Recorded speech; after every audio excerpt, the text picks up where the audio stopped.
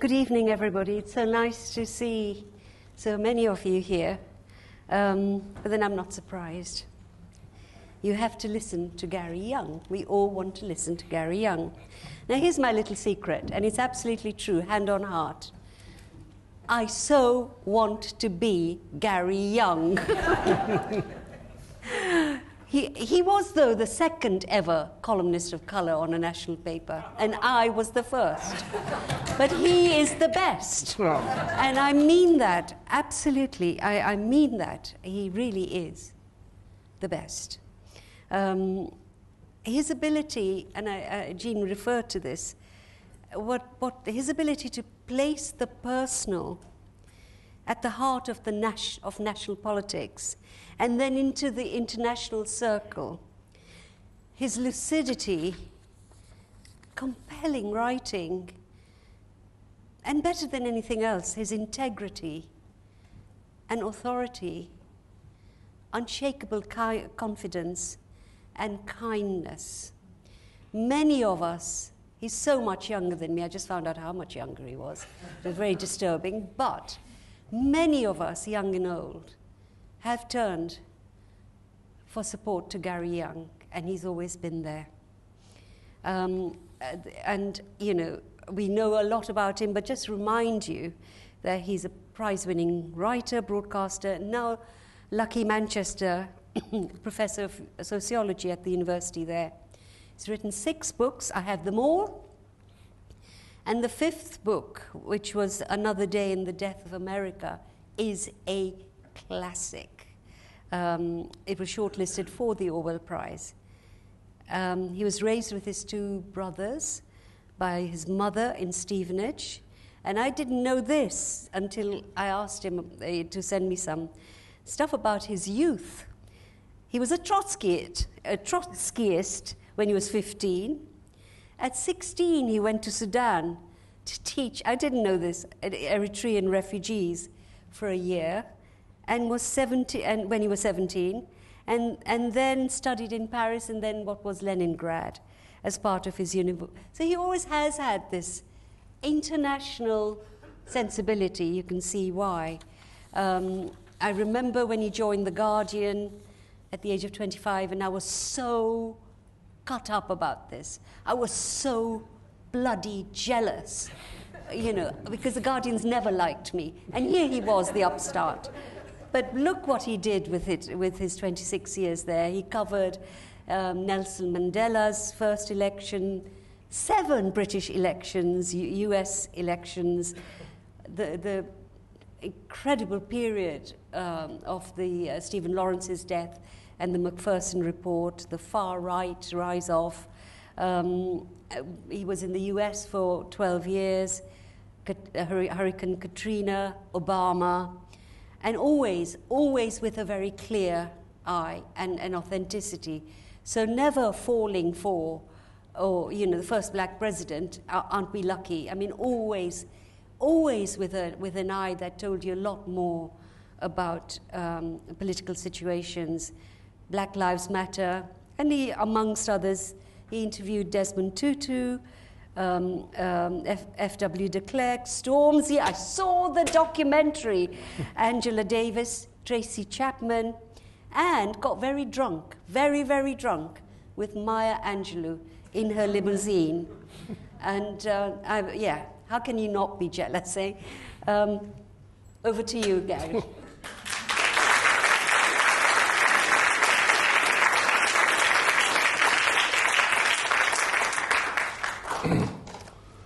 I'm a bit embarrassed now.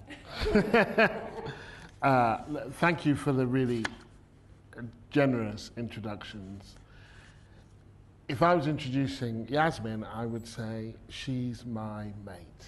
We have been mates for about 25 years. We have, I mean, I would say lots of wonderful things about her as well, of course. But at the end of the day, we are mates. We are good mates. And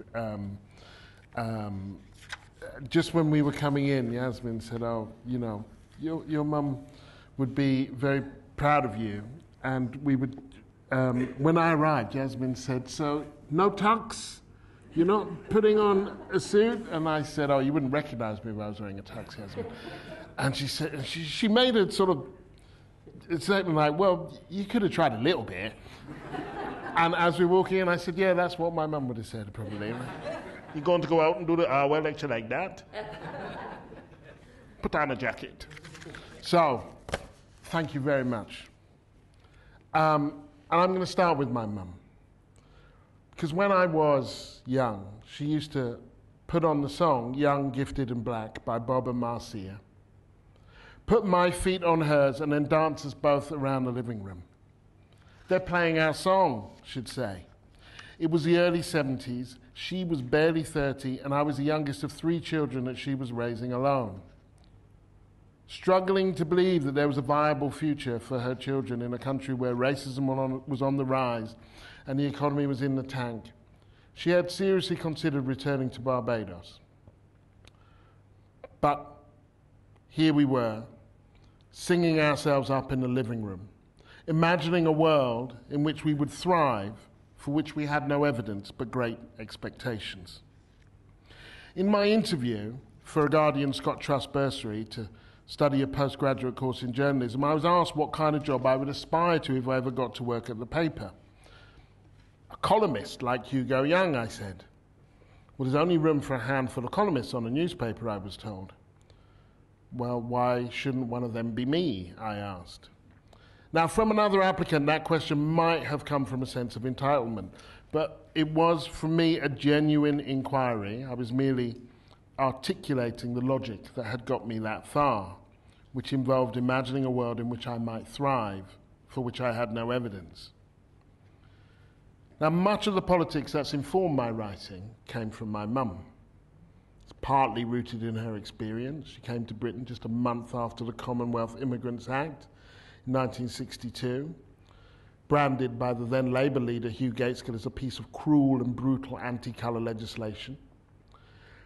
She came because the then Health Minister Enoch Powell had embarked on a colossal programme of NHS restructuring that required more nurses. She was living proof of the immigrants that the British economy needs, but that its political culture is too toxic to embrace. For her, sex, race and class were not abstract identities, but the forces that converged to keep her wages low and her life stressful. But my politics was also rooted in what she made of those experiences.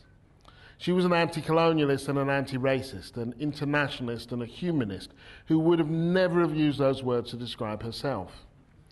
Race-conscious as she was, most of her community activism, youth clubs, literacy classes, discos in a church hall, took place in the working-class white community. They were her people, too. She made me stay up when I was 10 to watch the Holocaust miniseries, which freaked me out, and took me when I was 13 to watch Gandhi, which was way too long. And both times she said, "This is your story too." She believed the world she wanted to create was never going to come to her, so she would have to take the fight to it. I saw her confront the local National Front candidate, the police, and her union, to name but a few. She took me on my first rally, Help the Aged, when I was 4, my first demonstration, Campaign for Nuclear Disarmament, when I was 14, and my first picket, the South African Embassy, at 17. Now, those lessons that she taught me, I did not learn with posterity in mind. I never thought at the time that they would be worth writing down or that anyone would be interested, particularly in them or me. And I don't mean that to sound tragic in any way. I just wasn't even remotely obvious to me growing up that this is where it would all end up. George Orwell wrote that he knew when he grew up that he should be a writer when he was 5 or 6. That's only slightly older than when I danced on my mother's feet. But I was in my early 20s before it ever occurred to me. And my ambivalence was shaped less by issues of representation than sustenance. I just never thought writing was the kind of pursuit from which anyone might make a living. My approach to education was far more instrumental. My mother hadn't been to university and so had a very vocational idea of what made a good course. My eldest brother, Patrick, who went on to run a travel channel in the US and now has his own TV production company, studied mining geology. I studied to be a translator and interpreter of French and Russian, pretty much the most practical languages degree you could find. If there'd been a degree in plumbing, my mum would have favoured that over, say, history of art, because you could get a job. But it was my efforts at translation that led me to writing. I enjoyed the discipline of thinking seriously about the meaning of words and manipulation of language. I wasn't, it turns out, very interested in or good at converting what one person said from one language into another, but I had lots to say myself. By the time I left university, I'd been in and out of the Trotskyist movement by the age of 16, taught in a refugee school in Sudan by 17, studied in Paris and what was then Leningrad, become a student union officer, run a rent strike, set up an anti-apartheid society, and more. And I felt I could put this linguistic discipline, honed in a dictionaries room in the basement of Heriot-Watt Library, to another purpose. Trouble is, wherever you go, you take yourself with you. And I entered journalism with a healthy, thorough contempt embedded in my childhood for the dominant narrative. I grew up assuming that the official count of everything was at best suspect, but most likely a downright lie. And I knew this in part, in no small part really, because I was being lied about constantly.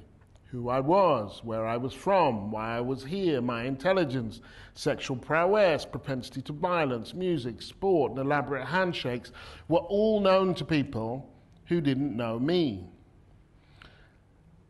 As the one black family that was one of the few single-parent families in my street, with the messiest house and garden, we were everything a tabloid reader might expect from a black migrant family in the 70s. Trouble is, we were also the politest, best educated kids in the street too.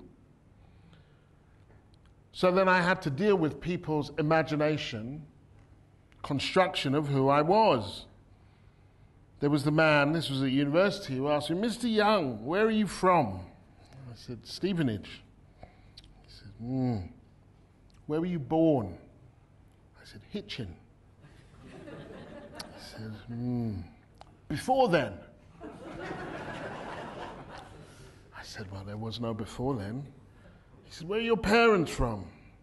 I said, "Barbados." He said, "Oh, you're from Barbados." I said, "No, I'm from Stevenage." And he said, "I was in Ghana." And I said, "That is a long way from Barbados and Stevenage." But it didn't really matter, because he had a notion of who I was and who I needed to be to make him comfortable, and that was what he was going to pursue. So there were some people who wanted to tell you weren't British, and there were other people who would say that you were only British and your race didn't matter, but very few people stopped and asked me or my brothers or anybody who looked like me how we thought about ourselves. And who could blame them, really? Given everything that was in the papers and on the news, who wouldn't be confused? My mother had come over to Britain with a British passport and A-levels in English literature and European history. In the words of Ambalavana Sivanandan, "We are here because you were there." Then, of course, how would you make any sense of these swarthy strangers if you never knew that you were there? It's one of those peculiarities of what they're calling the culture wars, that the very people who claim to be defenders of British history are the ones who make a fuss when we try to engage it in its entirety. The result is a nation with a very partial knowledge and a very selective collective identity. People will say, "We won the war," even if they didn't fight and were not born. They'll say, "We won the World Cup," even if they didn't play and were not born. But when you ask about colonialism or slavery, they say, "But that wasn't me. I wasn't there. I wasn't born." It's quite true, wrote George Orwell in England, Your England in 1941, that the English are hypocritical about their empire. In the working class, he wrote, this hypocrisy takes the form of not knowing that the empire exists. A decade after that essay was published, the UK government's social survey revealed that nearly 3/5 of respondents could not name a single British colony. That's 1951. When Britain still controlled much of Africa, much of the Caribbean, and well, not India anymore, but significant bits of Asia. Power has many parents, but the brutality it takes to acquire it is generally an orphan. So if your understanding of the past is that distorted, then of course the present will throw you. And I grew up in the mostly white town of Stevenage in the 70s. I was surrounded by people who were very disoriented. And in many ways, our presence provided a focal point for their disorientation. In Fear of Small Numbers, Arjun Appadurai writes, minorities are the flashpoint for a series of uncertainties that mediate between everyday life and its fast-shifting global backdrop. This uncertainty, exacerbated by an inability of states to secure economic sovereignty in an era of globalization, can translate into a lack of tolerance of any sort of collective stranger. Even among those who knew us, we would at times find ourselves cast as that collective stranger, understood not as people, but politically curated archetypes. There was a man up the road who refused to get off the telephone, a party line we shared with our neighbours, when my mum needed to call the ambulance because my brother had lost half the finger in the door, preferring instead to shout racial obscenities. The teachers' union official who refused to support my mum when she demanded that the school replace a desk that had racist insults carved into it that she had to look at every day. The family 2 doors up who smeared shit on our door and shouted abuse. None of these moments were particularly defining. The stream of indignities and iniquities racism threw my way was something to be navigated if I didn't want to drown in it. But in the process of charting my course through them, I learned what to look out for. I learned not so much to lower my expectations as to suspend them, to see how affect aligned with action. So I developed a gimlet-eyed view of the world. And while that view was nurtured in my own self-interest, it lent itself to a certain kind of journalism that would be both critical and defiant. There was nothing inevitable about this. Very few people who grew up in similar circumstances went into the media, and many who didn't hold the same views. It's also true that people from very different backgrounds developed similar faculties. But it follows that when you think people are lying about you, then they may also be lying about others. And so my understanding of how the media framed events aligned with my understanding of how they framed us. At home, we identified with Bobby Sands, Robert Mugabe, and people on strike. On some level, we developed what therapists now term oppositional defiance disorder. We supported the West Indies in cricket, Wales at rugby, Brazil at football, but never England at anything. When it came to pitch battles between black youth and the police in London, we knew enough about the police to know that they couldn't be blameless. And these allegiances found little confirmation outside my childhood home, and so a kind of double consciousness emerged, in which one assumed an alternative set of values were at large, which did not have our interests at heart. This assumption itself was never actually stated. Indeed, I was barely conscious of it at the time. These lies, and I'm not sure I would call them that now, but that was what they felt like then, had no definite subject. I never thought it was a conspiracy. It was all too messy, reflexive, and visceral for any person or entity to coordinate. In many ways, it felt far more sinister. The lies were so deftly woven into the culture that you could barely see the stitching. I grew up assuming I was being lied to in exactly the same way that others grew up assuming they are being told the truth. That's why I don't believe in objectivity. When we examine a moment, person, scene, or event, we all stand somewhere, and that place constitutes a vantage point. It's different for everybody. The outlooks of other journalists are no less informed by their experience. The principal difference is that I'm more aware of where I'm coming from than most, because I've had to be. The less powerful an identity is, the more likely those who have it are to be aware of it. Nobody asks me, when did you realize you were straight? Because straight people are never asked that question. Nobody ever asks me, how did you balance being a foreign correspondent with childcare? Because nobody asks men that question. When my previous book, Another Day in the Death of America, was translated into Dutch, I went to Flanders and the Netherlands to promote it. Twice in one day I was asked, do you think you would have written this book if you hadn't been black? The first time I was thrown by the question and replied, I really can't say because I've never been anything else. But the second time I batted the question back. Would you ever ask a white reporter whether they wrote something because they were white? I asked. That interview ended pretty quickly. While writing against the Iraq War, an American wrote to me, mistaking his reference points for mine, insisting that if it hadn't been for him, I'd be speaking German. I had time to respond online, and when I did, I said, actually, if it wasn't for you, I'd probably be speaking Yoruba. Whether it's in our successes or our failures, those of us who are less well represented have little option but to be self-aware of who we are and how we are framed. Now, the concentration of private school-educated Oxbridge graduates in the profession of journalism makes self-awareness a rare commodity.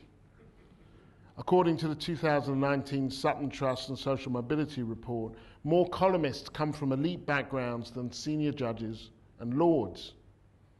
When the media class is drawn from the same social strata as the political class, the spectrum of views is narrow and the atmosphere in which they are aired fetid. In newsrooms and media companies, this point, if heard at all, is usually filed under diversity and passed on to HR.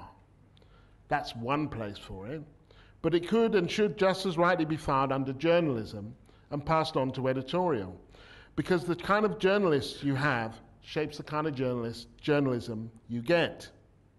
Take police shootings in America. There's not been an increase in the number of black people being killed by the police in the US over the last decade or so, as Black Lives Matter became a national rally cry. The shootings were not news in a conventional sense. They were neither rare nor, to the communities involved, particularly surprising.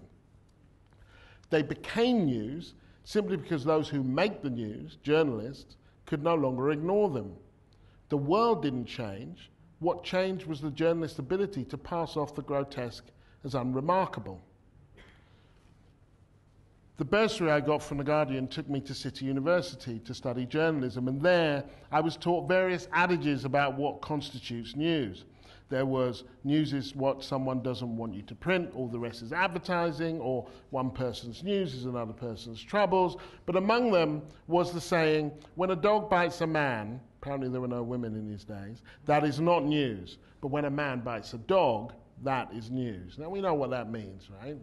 You expect dogs to bite people, you don't expect people to bite dogs. But that last one kept coming back to me throughout my career as I began to wonder if there was an addendum to that might accompany that saying, a kind of qualifying footnote to what seems like the obvious. Because sometimes events derive their potential news value precisely because they happen so often. That there are things that happen with such regularity and predictability that journalists have simply ceased to recognize their news value, not least if those things are least likely to happen to the people who are most likely to be journalists.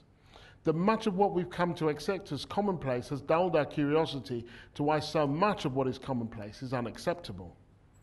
That given the prevailing and escalating inequalities and inequities, journalists simply do not occupy the same worlds we portend to cover, even when those worlds are right on our doorsteps. And so there is value at times in asking, why do dogs keep biting people? Who owns these dogs?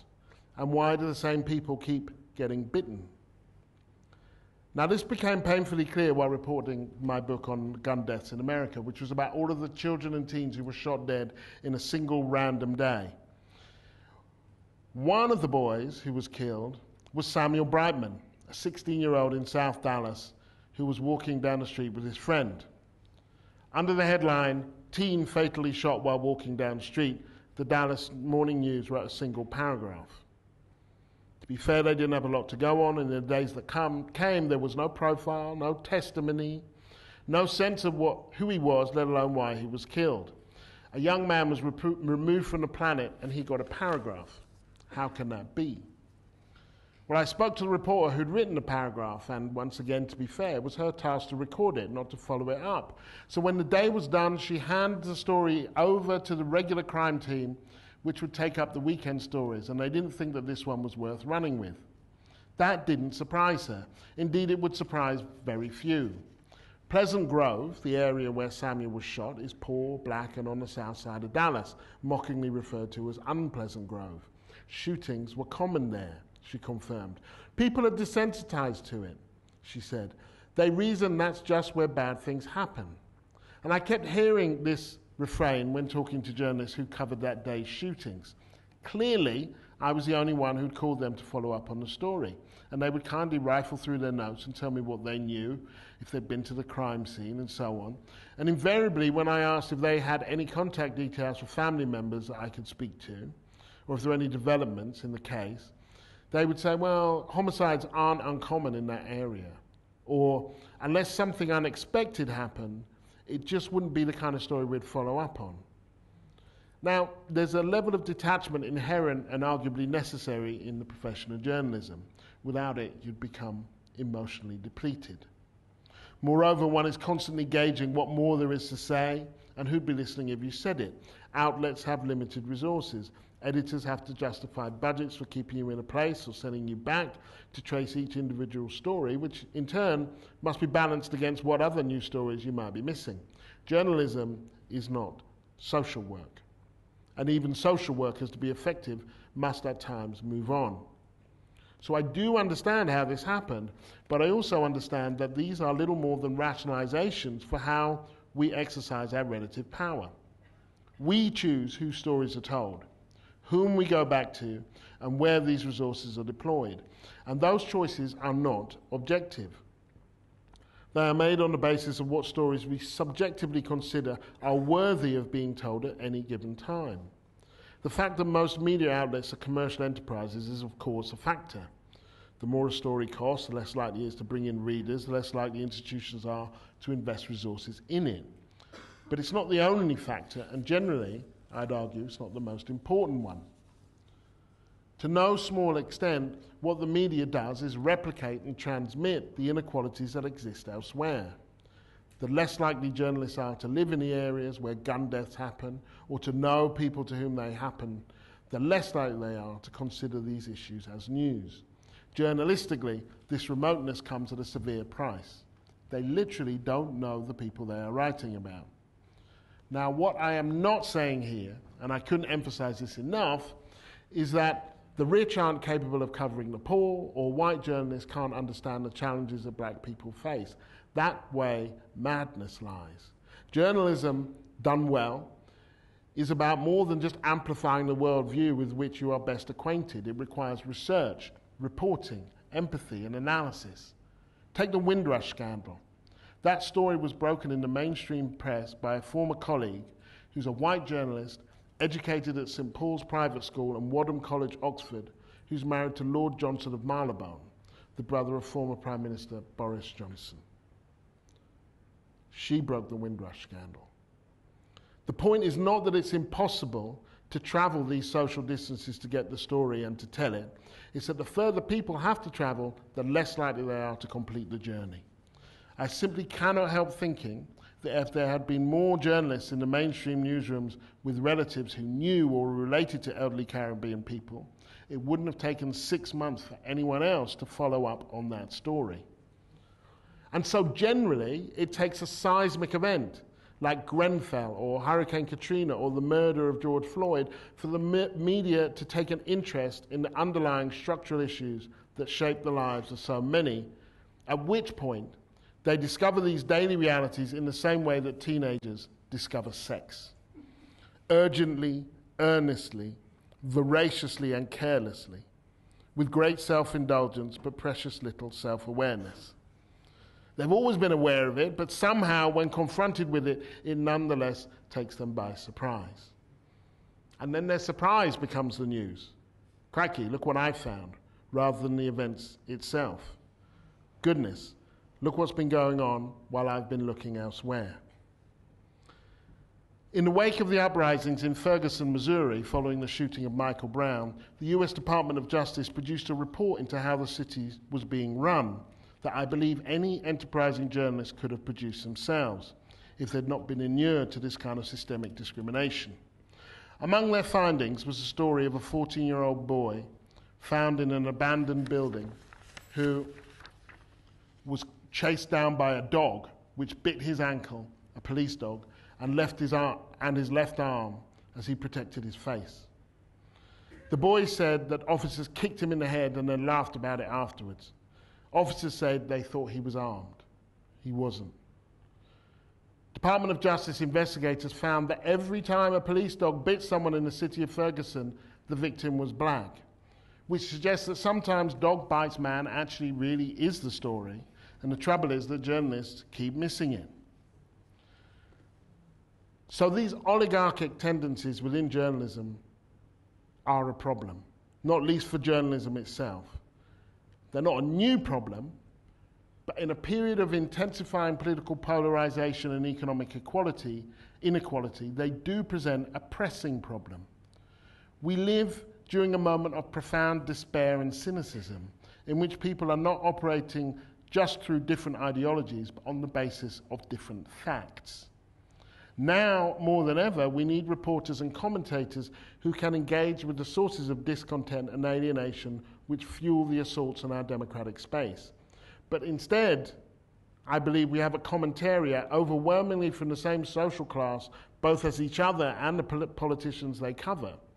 And their reference points are limited. Their comfort zone is narrow. Much as they mock millennials for seeking safe spaces, that is entirely where they operate.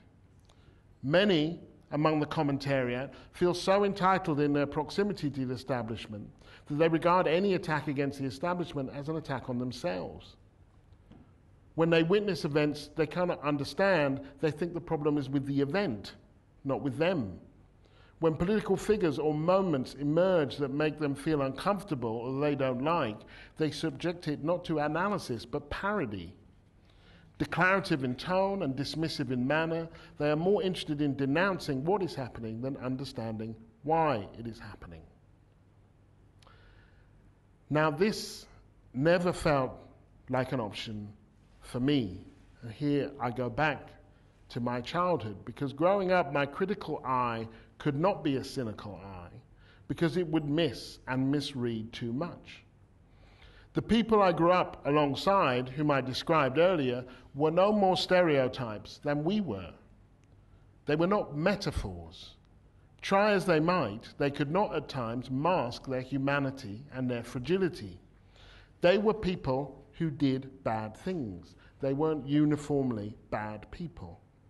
The man who refused to get off the phone was later treated by my mother, then working as a psychiatric nurse after a breakdown.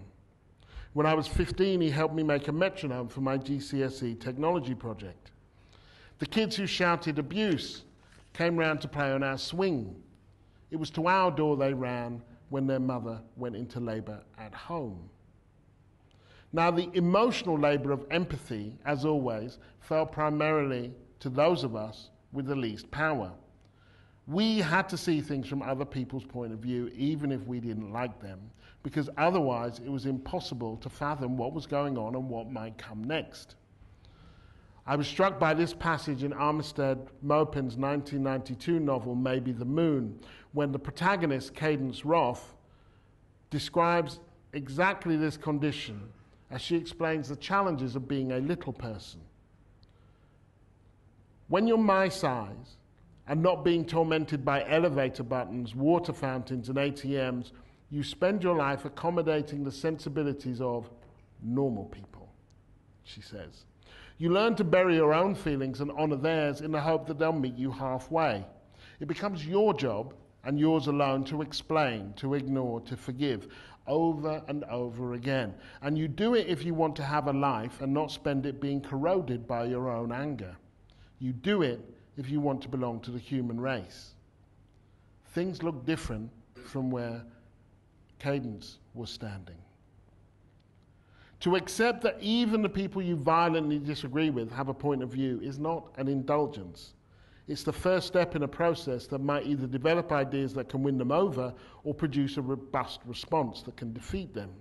But all too often, journalists summarily write off those who voted for Brexit or Trump or Corbyn, the three most salient recent examples, preferring to caricature them.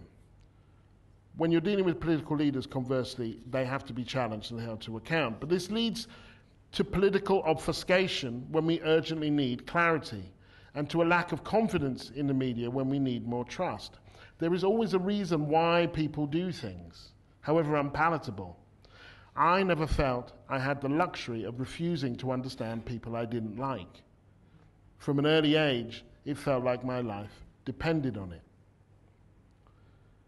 Now, as important as these qualities are, no amount of empathy, analytical ability, parental support, self-image reinforcement, determination, intelligence, bloody-mindedness, hard work, moxie, or chutzpah could have propelled me from my upbringing to this stage today.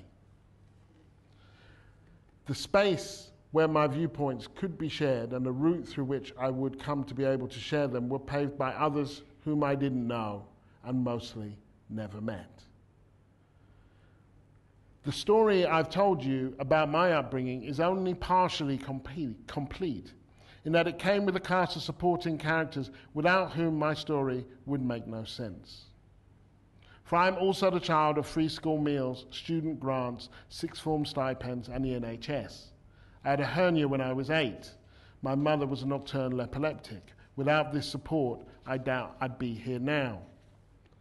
The Scott Trust that gave me a bursary to study journalism, and I think that mine was the second year, emerged in the early 90s and was a response to the uprising among black youth in the mid-80s.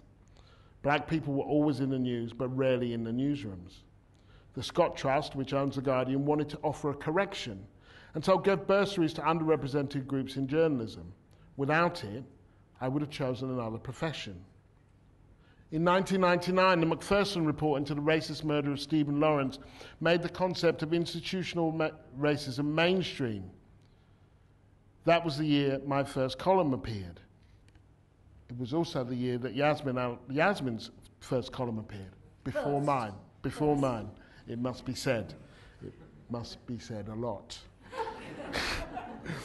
It was the year my first book was published. It was the year Steve McQueen won the Turner Prize. The year before, Chris O'Feely won the Turner Prize. The year after, Zadie Smith's White Teeth came out. Now, the relationship between these events was not causal, but contextual. This detracts not one iota from their creative abilities or the hard work that made their success possible. Only the privileged and naive believe people's achievements are purely the product of their own genius. It simply acknowledges that there have been others who were similarly able and hard-working for whom space had not been cleared. Ingratitude is the accusation launched by many racists at black people in the public eye who have the audacity to highlight the racial injustice they see and have experienced. And so I'd like to take this opportunity to express my gratitude to the youth who took to the streets and the bereaved families who took to the courts, and in so doing, made my career possible, even if that was not their primary intent. Because from those days of shuffling around to Bob and Marcia in my living room with my mum, I have been the product of the belief that the world I want to occupy does not exist and so must be made. My mother died suddenly when she was 44 and I was 19. She never read any of my journalism, and I think my presence on this stage or in the pages of the esteemed journals that I write for would be as improbable to her as anything else she imagined for me as a child. But it was not her imagination alone that made it happen, nor was it my hard work. There were those who never knew me, but imagined a world in which someone like me might be possible, and fought for a world that they could not see. I was not possible, and yet here I am. But I didn't get here alone. I danced here on other people's dreams. Thank you.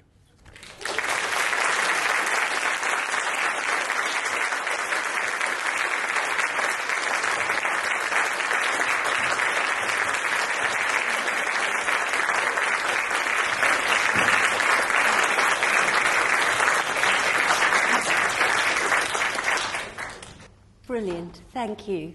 You've got one of the things you reminded me of was when your column was before mine. Mine, yes, was the when Brixton happened, and a lot of journalists suddenly were flooding Brixton, and the local people there, and I went, because I had a lot of people I knew in Brixton, they said, it's like they're on safari here. And they've got these long cameras as if they're on safari, and that was the same image that was evoked after the Satanic Verses stuff, when journalists flooded Bradford, again, as if they were on safari looking at alien creatures. So you reminded me of that, but that was absolutely brilliant. We've got some time for questions now. I think we've got a mic if anybody wants to comment or ask a question. There's a hand up first, back there. Thank you very much. It was fantastic, Gary.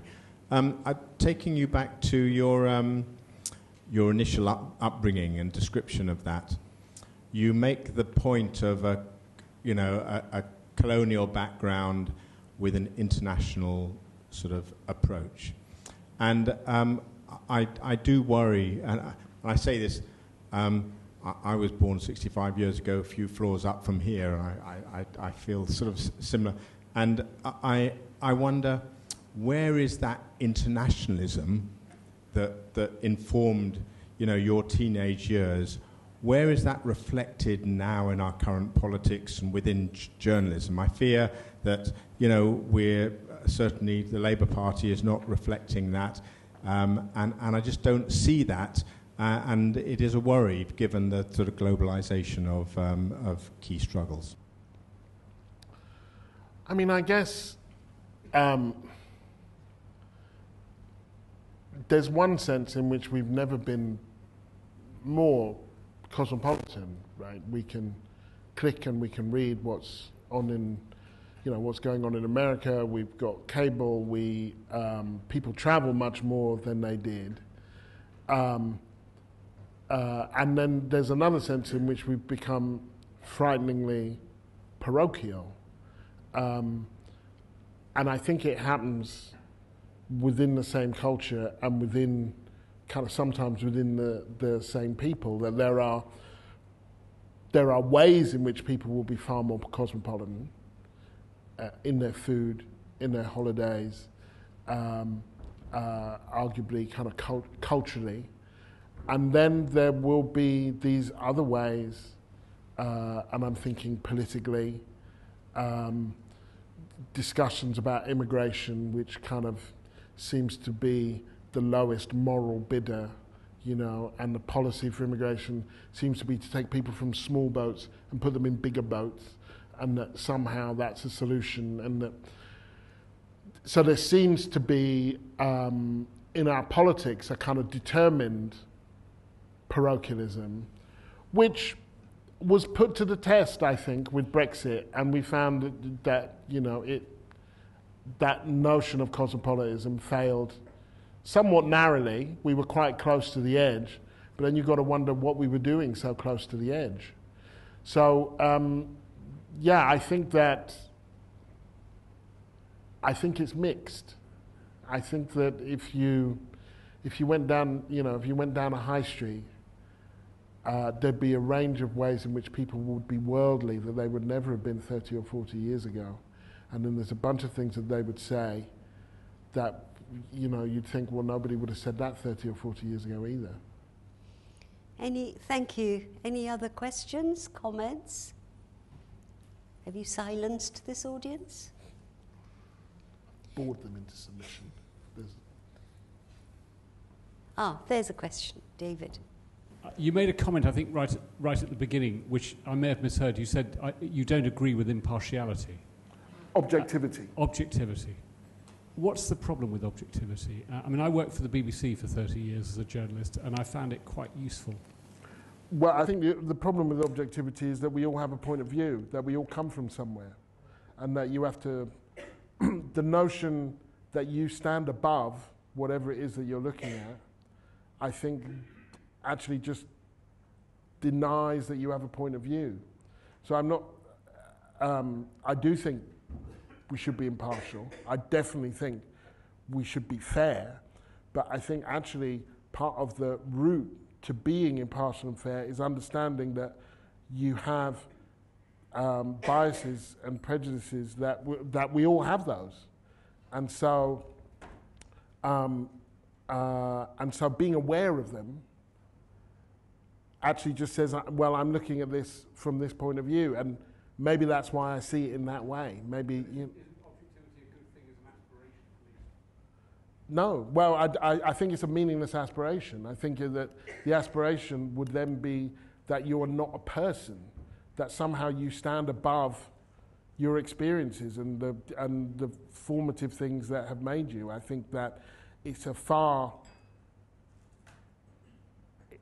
it makes much more sense to understand one's approach as being one which has a bias.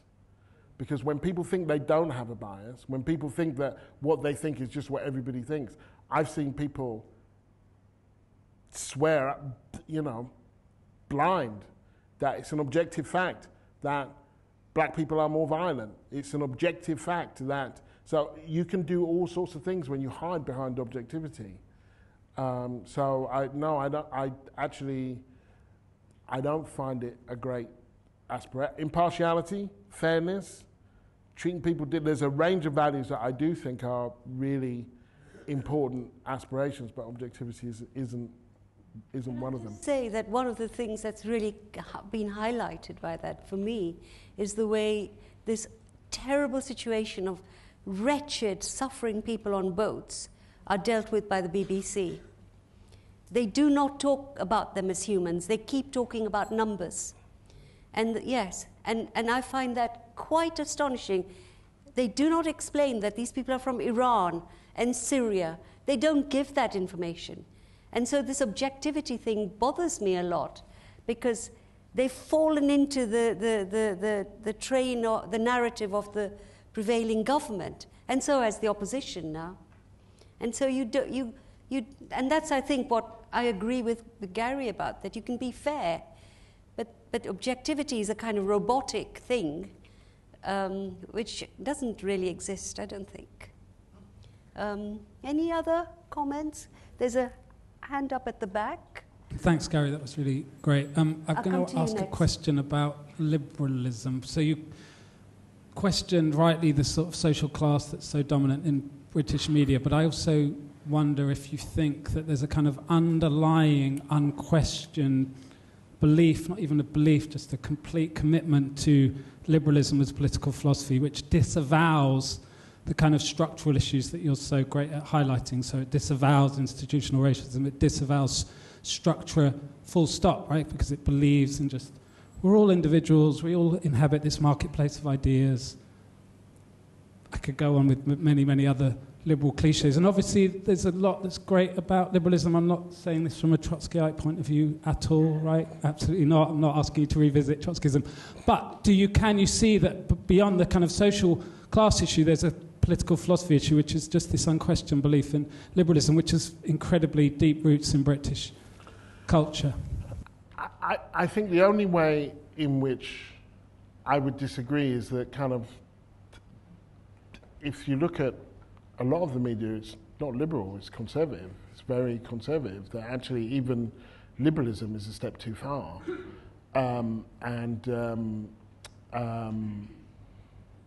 If we're just talking numbers in terms of who's reading what or who's viewing what, then with the exception of the BBC, which dominates, then there is, I don't mean conservative like Tory, I mean,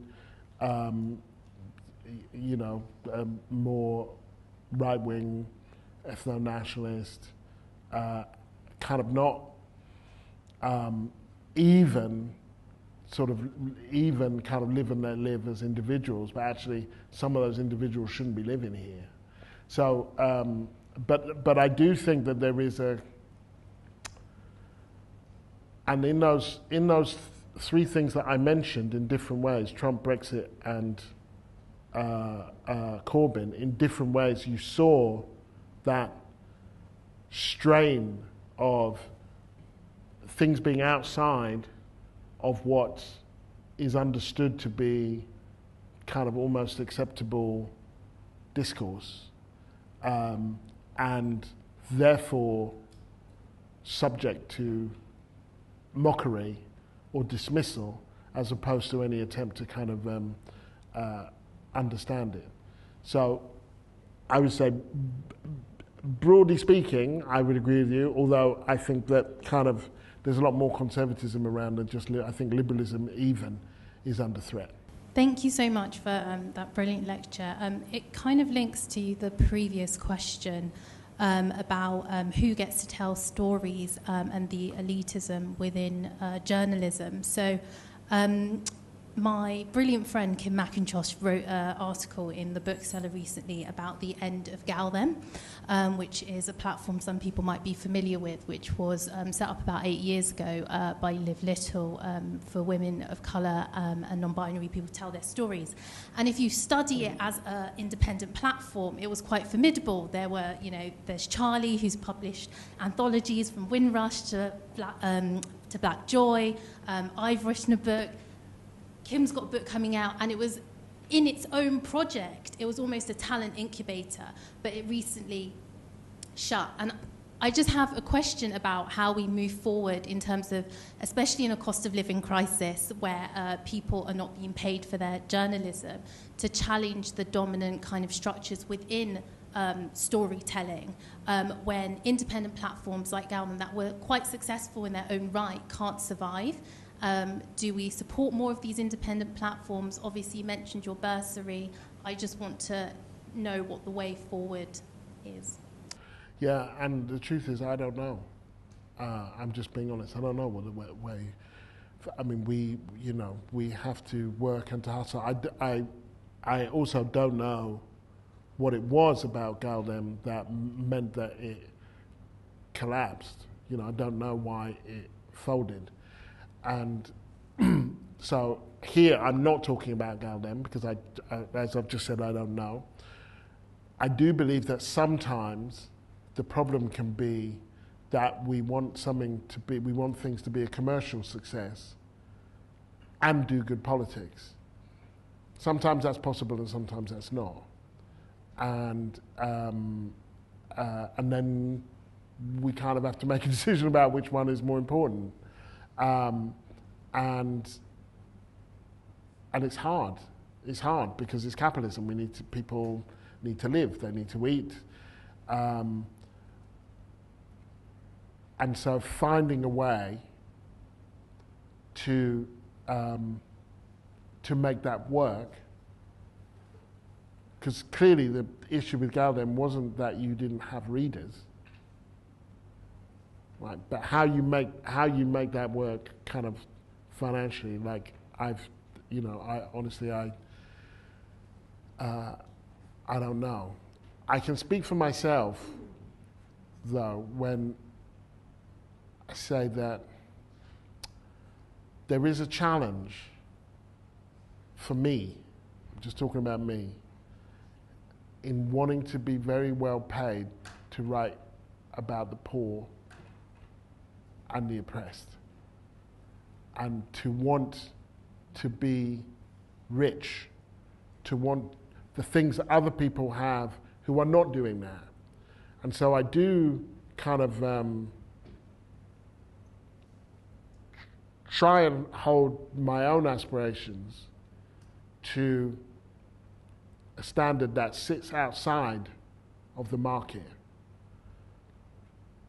Because otherwise I'm not really believing what I'm writing. To me that's important. To kind of, I remember interviewing someone in Harlem years ago who talked about culturenomics, and what she meant by that was we can get a wonderful ballet troupe in here that's funded by Chase Bank or whatever, but it's not really ours. It didn't come from our community, and it can go at any time. And so we need a kind of culture that we can sustain economically. Now, I think that makes sense in a range of ways, but it's hard.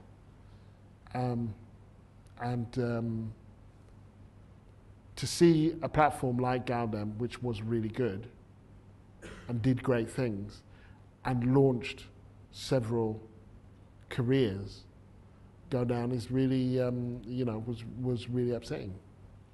Thank you for the amount of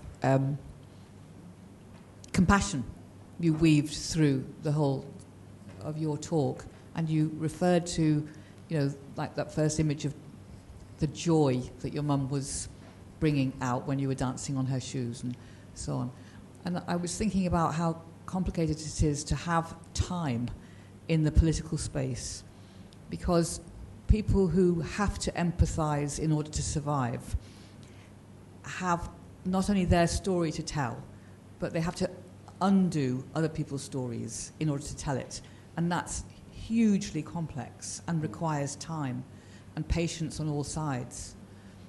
And then that doesn't fit the moments when people want to grasp power and drive it forward, because complexity is not what they need and not what they want. And so I suppose really this is more about like how the optimism can survive of teaching people who shouldn't have to have as much patience, but to survive have to. How do you make people believe that it's worth it in the end, and that that's the only option for human progress, is to have more patience than the people who are oppressing them? Yeah, well, and that's a hard one. If you are living in a mouldy apartment and your kid's got asthma, asking people to be patient, asking people to find joy, to all of those things are hard, and in a way, I'm not sure that we can ask people that. We can't ask for that. In a way, it wouldn't be fair. And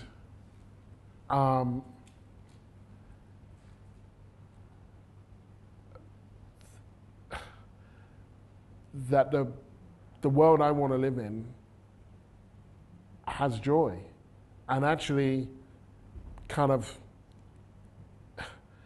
one of the things I learned when I went to work in Sudan, I learned more about England, particularly England, Britain generally, but England particularly, than I did about Sudan, because I was surrounded by a lot of very posh people for the first time in my life. That was where I realised I'd been to comprehensive school. Before then, I thought I'd just been to school. And literally, they were like, "What kind of school did you went to?" I was like, "Well, school." And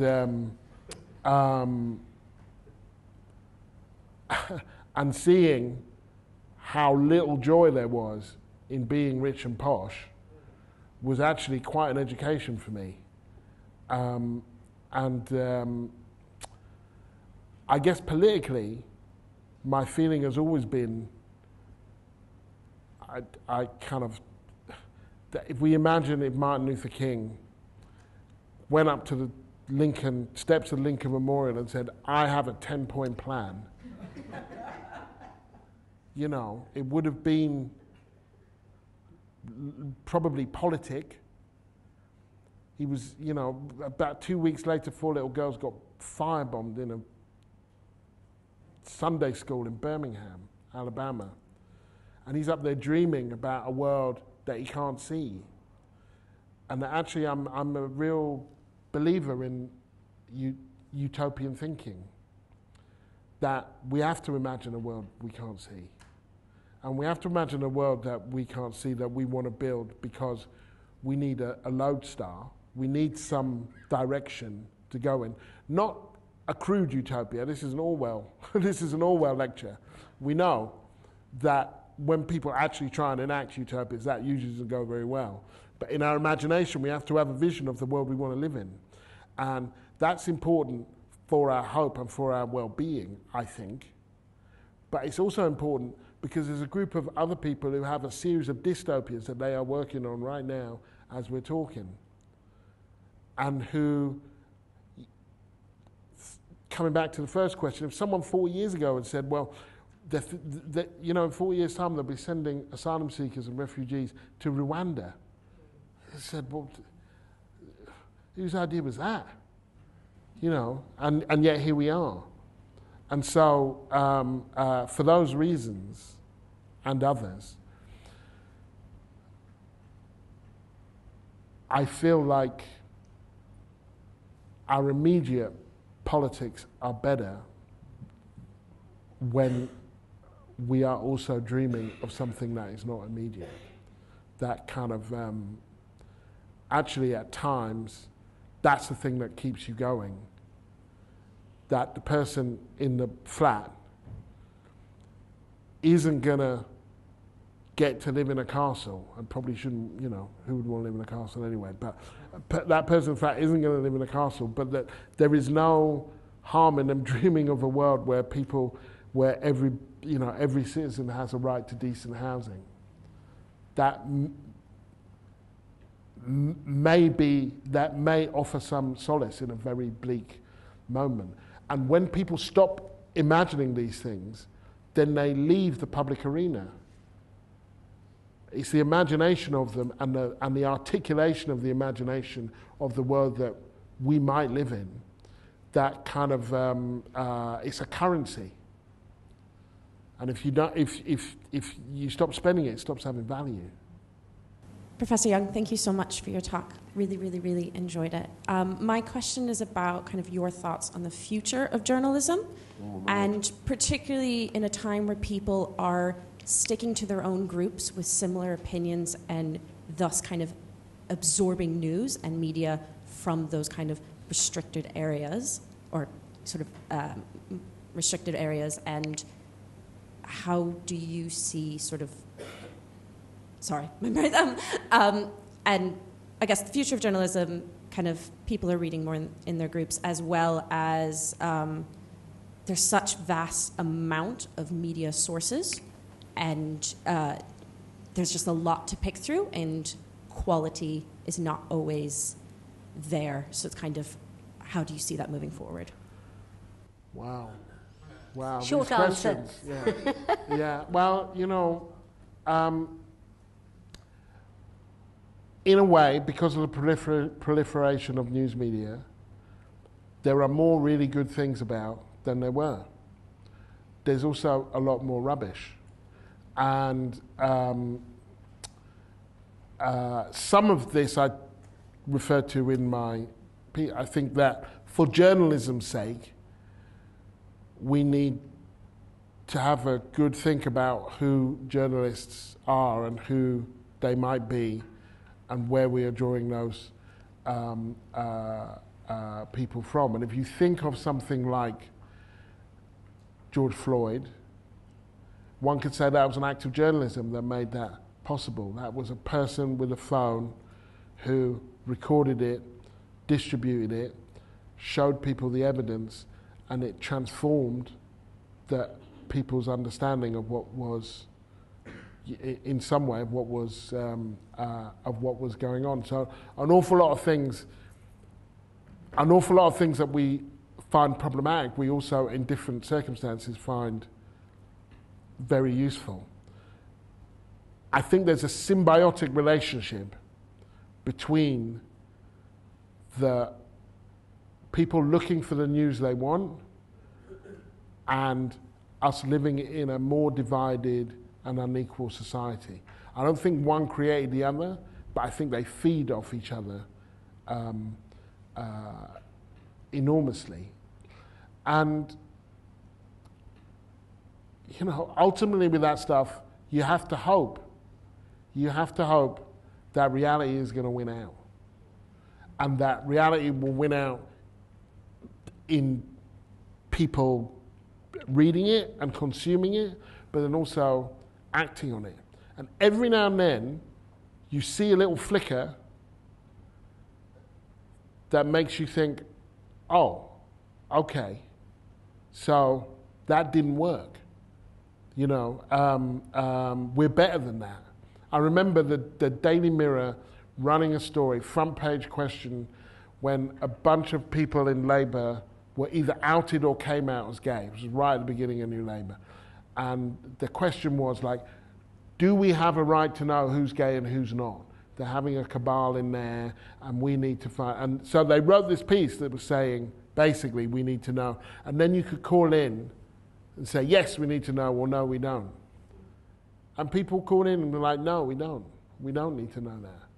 That kind of, in a range of ways, people keep proving that they're better than that.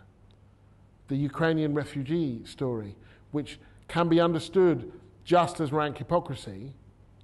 Oh, well, these refugees are okay, but not those refugees are okay, are not. Or can be understood as a moment of great potential in which people did understand that people had been bombed out of their homes and they were desperate and they needed somewhere to stay, and that this was something that we could do, and that to do that would make us better people, not worse people. That happened here. Now we're back to stop the boats and all of that, but it showed that it was possible. And so in a range of ways, I think we can at times give the media and politicians too much credit for their ability to shape our point of view. That I think people are better, and here I'll end, than the news that they are given. This was the story of my upbringing, that despite themselves there was this humanity and this fragility, that people are better than the news they get and the views that are amplified in their direction. And if you don't know about it, there's Byline, there's Tortoise, there's Substack. These are they're incredibly powerful, small but powerful instruments, particularly Byline, which really does give you the other side of the right-wing media. But I want to thank, from all of us, thank you, Gary. That was brilliant, as ever.